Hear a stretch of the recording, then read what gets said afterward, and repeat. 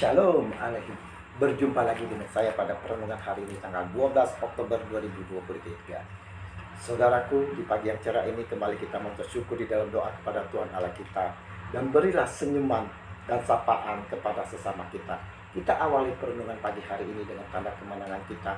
Dalam nama Bapa dan Putra dan Roh Kudus. Amin. Pertolongannya yang tidak terbatas. Bacaan liturgi hari ini diambil dari Nubuat Malaikat 3 ayat 13 sampai dengan bab 4 ayat 2 dan Injil Lukas 11 ayat 5 sampai dengan 13. Saudaraku yang terkasih di dalam kasih Kristus, masih adakah pertolongan Tuhan di hari ini, saudara? Kita sering dalam kehidupan yang penuh gejolak ini, entah karena ekonomi yang sulit, masalah anak yang terjerumus narkoba, masalah pasangan kita yang cocok lagi, atau masalah sakit penyakit yang menggerogoti tubuh kita yang tak kunjung sembuh. Kita berkeluh, mengeluh, di mana Tuhan? Kenapa Tuhan tidak menolong? Tak dipungkiri dalam kehidupan ini, saudara, sering kita diperhadapkan dengan banyak kebutuhan dan persoalan. Kita maunya solusi yang instan, yang cepat. Kita pergi mencari pertolongan baik dari saudara-saudara kita, sahabat-sahabat dekat kita, dan juga bahkan dari orang tua kita. Namun pertolongan mereka, saudara, selalu terbatas. Terbatas dalam waktu, tempat, maupun dalam kemampuan. Kita lupa ada pertolongan yang dahsyat, sangat dahsyat, tanpa batas. Injil hari ini yang kita baca dan kita renungkan, saudara, mau memperlihatkan kepada kita semua sesuatu rahasia mengenai pertolongan Tuhan Yesus yang tidak terbatas. Dari Injil hari ini mau menunjukkan paling sedikit ada 4 hal yang dikerjakan oleh Yesus yang menunjukkan bahwa Ia, Allah, sanggup menolong siapa saja tanpa ada batasnya. Yakni, saudara, yang pertama, saudara, kita lihat di dalam ayat 5 hari ini, saudara, berbunyi, jika seorang di antara kamu pada tengah malam pergi ke rumah seorang sahabatnya dan berkata kepadanya, saudara, pinjamkanlah kepadaku 3 roti. Lukas 11 ayat 5. Yesus mengumpamakan pertolongan Tuhan Allah seperti cerita ini, saudara, di mana kita sebagai sahabatnya dapat datang dengan tiba-tiba untuk memohon sesuatu kepada Allah dalam doa-doa kita. Walaupun, saudara, di malam hari, saudara, kita tidak perlu menunggu esok hari atau hari libur kepada Yesus agar Dia menolong kita, saudara. Bagi Yesus tidak ada hari libur. Bagi Yesus semua hari atau waktu itu adalah hari Tuhan. Hari Tuhan adalah hari di mana Allah dengan hati terbuka siap menolong kita. Tiada hari bagi Allah untuk tidak menolong kita, saudara. Oleh sebab itu, dalam segala waktu kita dapat datang untuk memohon uluran tangan kasih-Nya. Dan yang kedua, saudara, Allah selalu membuka pintu untuk menolong kita. Tangannya selalu diulurkan kepada kita.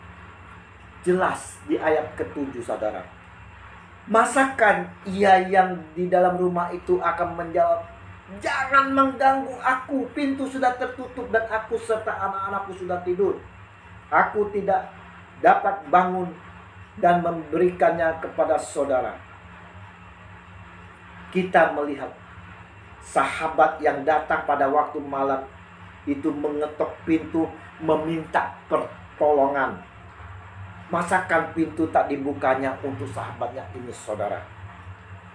Ini memberikan pengertian kepada kita bahwa Allah itu begitu baik dan baik adanya, sehingga Ia senantiasa mendengar ketukan pada pintu hatinya.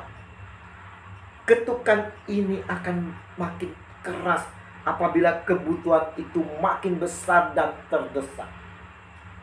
Untuk itu saudaraku, ia mau membuka pintu hatinya bagi kita yang meminta pertolongan darinya.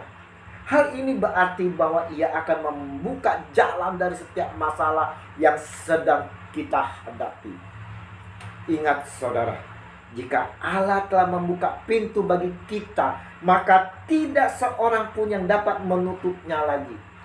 Berkat dan permohonan itu akan diberikannya, dicurahkannya kepada kita.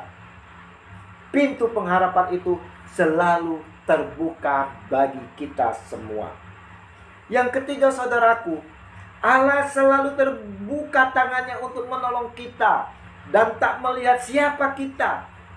Ditulis di dalam Injil hari ini, aku berkata kepadamu, sekalipun ia tidak mau bangun dan memberikannya kepadanya karena orang itu adalah sahabatnya, namun karena sikapnya yang tidak malu itu, ia akan bangun juga dan memberikan kepadanya apa yang diperlukannya. Wow, luar biasa ayat 8 ini saudara. Kepada siapapun saudara, ia tidak menolak, ia tidak membeda-bedakan, ia tidak mempunyai pertimbangan suka atau tidak suka saudara, like or dislike. Tapi di matanya semua orang yang membutuhkan pertolongan itu layak ditolong saudara. Ingat sekali lagi saudara, saya ulang. Di matanya semua orang yang membutuhkan pertolongan itu layak ditolong. Hal ini saudara terjadi oleh karena belas kasihnya kepada banyak orang. Janganlah bosan-bosan kita memohon dan berharap padanya dalam doa. Dalam bab lain, Yesus mengatakan suatu perumpamaan kepada mereka untuk menegaskan bahwa mereka harus selalu berdoa dengan tidak jemu-jemu. Lukas 18 ayat 1. Dalam melaksanakan doa, kita pun hendaknya yang menjadi anak-anak Tuhan yang setia dan taat akan perintahnya. Inilah janji Yesus Kristus bagi kita semua hari ini. Camkan saudara, jikalau kamu tinggal di dalam aku dan firmanku tinggal di dalam kamu, mintalah apa saja yang kamu kehendaki dan kamu akan menerimanya. Yohanes 15 ayat 7. Jadi saudara, janganlah kita jemu-jemu untuk meminta di dalam doa, tetapi kita harus tetap selalu tinggal di dalam Dia. Dan yang keempat saudara, Allah selalu menyediakan yang terbaik untuk kita. Allah kita adalah Bapa yang baik, yang tahu akan kebutuhan kita. Bapa manakah di antara kamu jika anaknya minta ikan daripadanya akan memberikan ular kepada anaknya itu ganti ikan? Ayat 11. Oleh karena itu aku berkata kepadamu, mintalah maka akan diberikan kepadamu.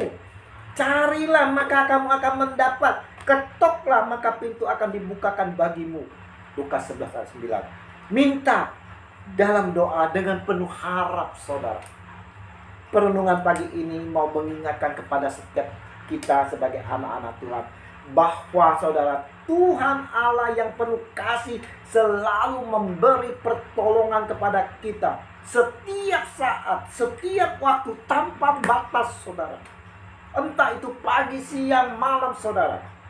Kalau pertolongan manusia itu ada batasnya, tapi pertolongan Tuhan tidak ada batasnya. Maka saudara-saudara yang terkasih, ini merupakan suatu penghiburan bagi kita saudara. Mintalah maka akan diberikan kepadamu. Mintalah dalam doa dengan penuh iman. Karena setiap orang yang meminta menerima, dan setiap orang yang mencari mendapat, dan setiap orang yang mengetok baginya pintu dibukakan. Haleluya. Lukas 11 ayat 10. Mari saudara-saudara yang terkasih, kita mau selalu hidup tinggal di dalam firman-Nya dengan setia dan taat saudara. Jalin hubungan relasi yang intim dalam doa kepada Bapa, karena doa merupakan kebutuhan mendasar yang lahir dari hubungan yang akrab dengan Bapa. Dan doa merupakan nafas kehidupan kita. Doa membuktikan relasi hangat dengan Allah. Dengan doa kita bisa meminta. Haleluya. Yesus Tuhan, Engkaulah penolong kami sejati. Engkau selalu ada di dalam kehidupan kami, baik di kala suka maupun di dalam kehidupan kami dalam gejolak. Biarlah kami selalu hidup di dalam genggaman kasih-Mu, kini dan sepanjang segala masa. Amin. Dalam nama Bapa dan Putra dan Roh Kudus. Amin. Shalom.